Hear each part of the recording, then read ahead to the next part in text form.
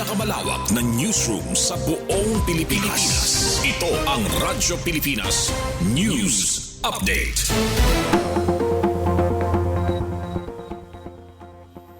Aton oras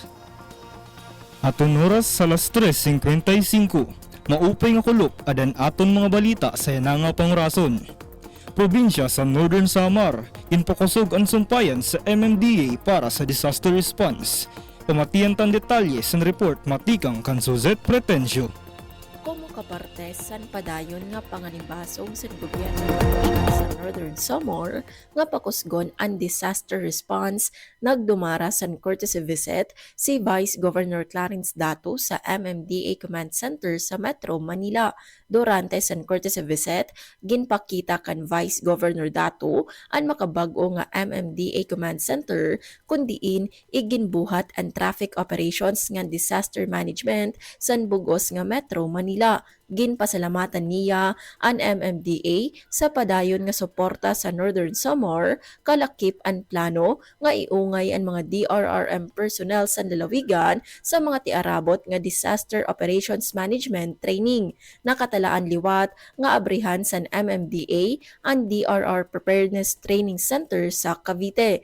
Kung mahihinumduman sa tuig 2023 san ginbaha ang Northern Samar durot sa shoreline ang MMDA in kalakip sa mga unang rumisponde agud bumulig.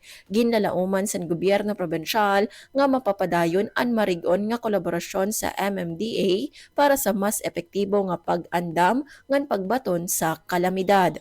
Para sa Bagong Pilipinas, Suzette Pretensio, Radyo Pilipinas, Radyo Publiko, Kalbayog. Abaka Industry ginlansar sa Kalbayog, Samar. Pamatian tan detalye sa report matikang kan Charmaine Perito Valves.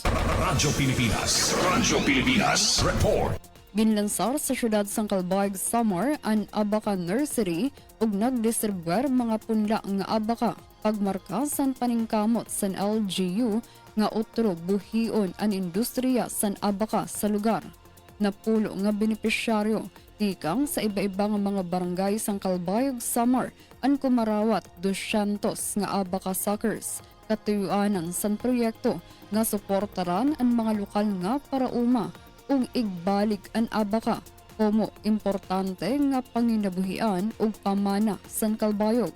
Hintagan doon naman san Philfida nga importante ang abaka dirila sa industriya kundi pati sa kasaysayan ug kultura sa lugar. Sigon kan Alkalde Raymond Uy, ang proyekto ang pitad pakadto sa sustainable nga pag-uswag san mga parauma ug sa pagmentenar san pagkakakilanlan san Kalbayog City. Para sa Bagong Pilipinas, Charmaine Perito Valves, Radyo Pilipinas, Radyo Publiko, Kalbayog. Ini ang kabugusan san aton balita para sa yananga pangrason. Padayon kamo gihapon nga mamati sa DYOG Radyo Pilipinas, Radyo Publiko, Kalbayog para sa news updates. Masunod ang programa Billboard kaupod si Henaro Navelon. Ako si Remulo Olivas para sa Radyo Pilipinas, Radyo Publiko. Mula sa pinakamalawak na newsroom sa buong Pilipinas. Ito ang Radyo Pilipinas News Update.